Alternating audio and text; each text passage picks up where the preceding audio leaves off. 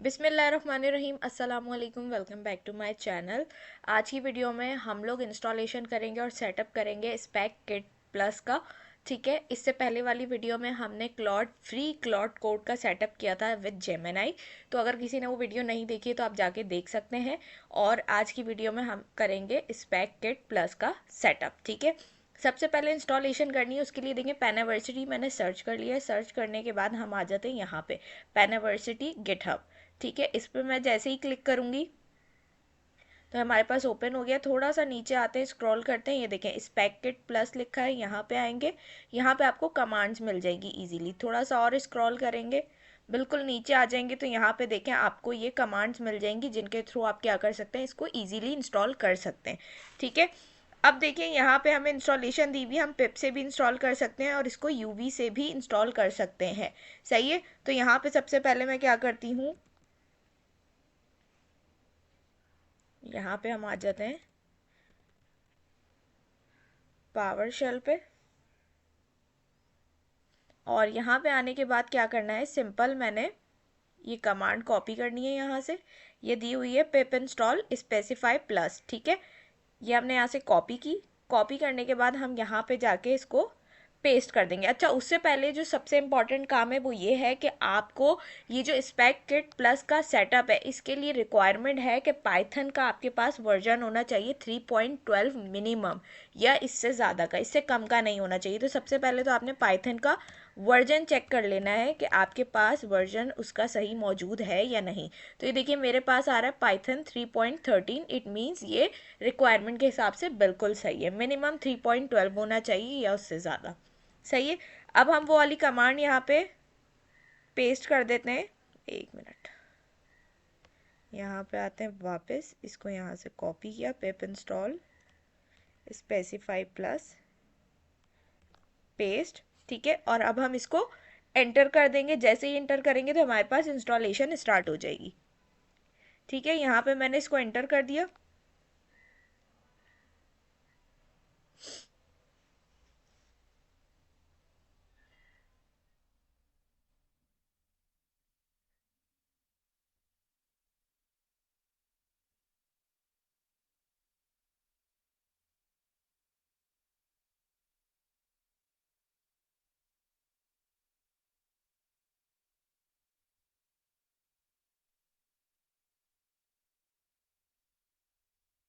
देखिए ये आपके पास इंस्टॉलेशन हो गई है कंप्लीट। ठीक है, अब उसके बाद क्या करना है, हमने इसको चेक करना है कि सक्सेसफुली इंस्टॉल हो गया हमारे पास या नहीं। तो इसका हम क्या करेंगे, वर्जन चेक कर लेंगे। वर्जन कैसे चेक करेंगे, स्पेसिफाई SPECIFY प्लस। ठीक है, प्लस और आगे हमारे पास आ जाएगा वर्जन, हाइफन हाइफन वर्जन। ठीक है, एंटर करेंगे। जैसे ही हमने एंटर किया तो ये देखिए हमारे पास उसका इसने वर्जन दिखा दिया, स्पेसिफाई प्लस CLI, और उसका वर्जन हमें यहाँ दिखा दिया है। इट मीन्स यहाँ पे हमारे पास सक्सेसफुली क्या हो गया है, इंस्टॉल हो गया है। ठीक है, अब उसके बाद हमने क्या करना है, उसके बाद हमने करना ये है कि यहाँ से आप चाहें तो आप फोल्डर भी बना सकते हैं। ठीक है, और मैंने पहले से फोल्डर बनाया हुआ है तो मैं उस फोल्डर में चली जाती हूँ। ठीक है, ये रहा मेरे पास, मैंने अपनी डी ड्राइव में एक ऑलरेडी फोल्डर बनाया हुआ है। सही है, यहाँ पे मैं कमांड प्रॉम्प्ट को ओपन कर लेती हूँ, CMD कर लिया हमने। और यहाँ पे आने के बाद अब मैं क्या करूँगी, सिंपल अपने जो मेरा प्रोजेक्ट है उसको मुझे इनिशियलाइज करना है, तो मैं कोड स्पेस डॉट कर देती हूँ। ठीक है, VS कोड खोलूँगी। अगर आप लोग न्यू प्रोजेक्ट बना रहे हैं तो आप लोगों ने क्या कमांड चलानी है, वर्जन चेक करने के बाद सिंपल आप लोगों ने क्या करना है, स्पेसिफाई प्लस इनिट, और आप लोगों ने जो भी आपके प्रोजेक्ट का नेम है जो आपको रखना है वो आपने यहाँ पे नेम रख देना है। तो आपका क्या होगा, उस तरीके से फोल्डर बन जाएगा और CD करके आप उस फोल्डर के अंदर चले जाएंगे।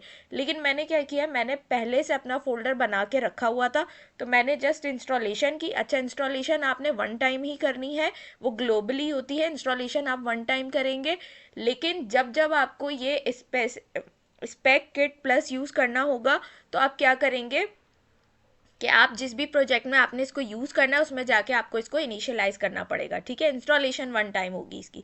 ठीक हो गया, अब देखिए यहाँ पे मैंने इस फोल्डर को खोल लिया है। अब इसके अंदर मैं क्या करूँगी, अपने स्पेक किट प्लस को क्या करूँगी, इनिशियलाइज करवाऊँगी। ठीक है, तो यहाँ पे आ जाते हैं हम, इसको बंद कर देते हैं। अच्छा, अब देखिए हमने क्या करना है, इसको इनिशियलाइज करवाना है। कैसे होगा इनिशियलाइज, स्पेसिफाई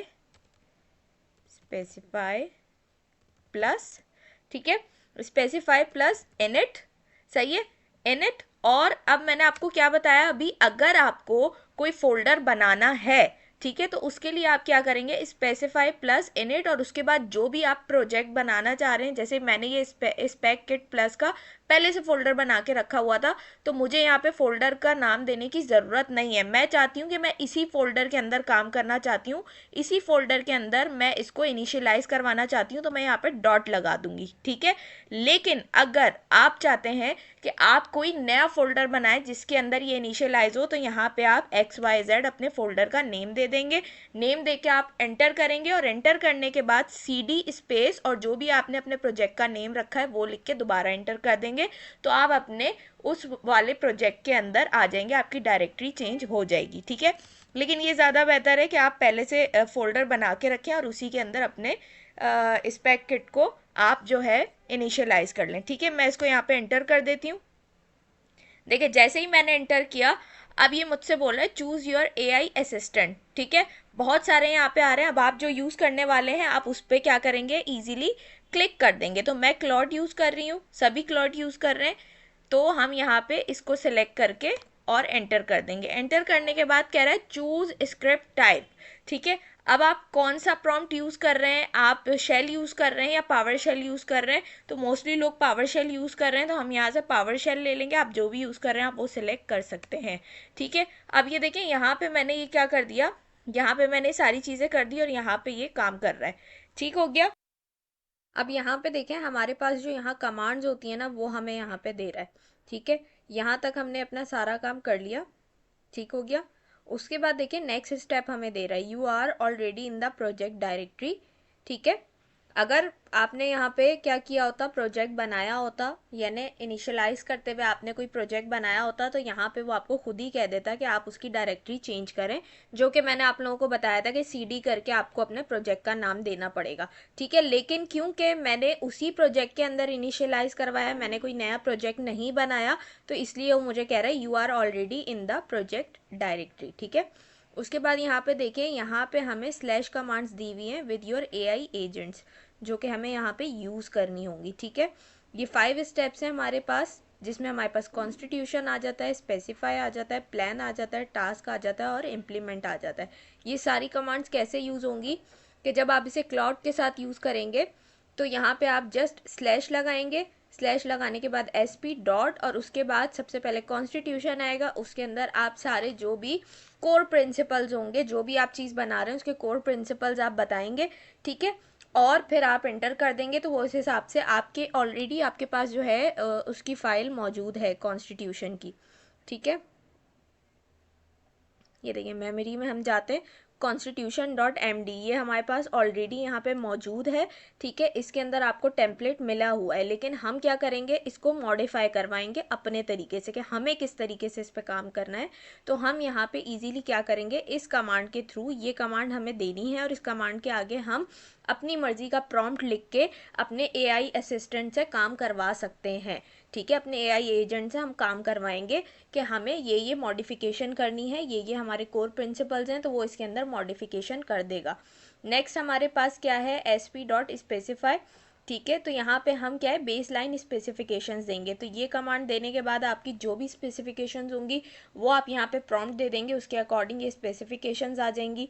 फिर आ जाता है प्लान, आ जाता है क्रिएट इम्प्लीमेंटेशन प्लान। जो भी आपका प्लान होगा, जिस तरीके से भी आपने काम करना है, ये कमांड देने के बाद वो प्लान आप बता देंगे। ठीक है, उसके बाद कह रहा है जनरेट एक्शनेबल टास्क।